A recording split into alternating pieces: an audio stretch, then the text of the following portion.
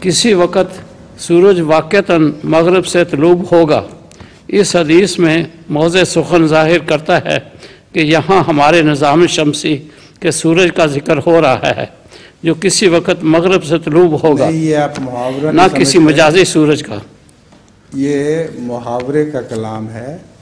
سورج مغرب سے طلوع ہونے کا مطلب یہ ہے کہ اسلام بڑی شان کے ساتھ مغرب کی طرف سے پھیلے گا۔ یہ ایک پیشگوئی ہے جو کسی زمانے میں ضرور پوری ہوگی۔ جب مغربی قوموں کو خدا تعالیٰ اسلام قبول کرنے کی توفیق عطا فرمائے گا تو پھر اسلام بہت تیزی سے دنیا میں پھیل جائے گا۔ ٹھیک ہے، ٹھیک ہے، ٹھیک ہے، بس۔ جزاک اللہ۔ دوسرا سوال، اور سوال؟ جی، اور سوال کوئی نہیں؟ نکالیں جیب میں سے سوال۔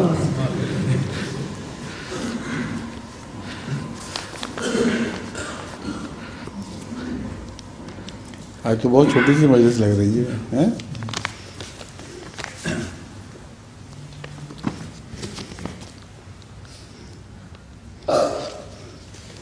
3 صفحے تو ہیں آپ کے پاس اچھے بھلے، چھپائے کیوں ہوئے تھے؟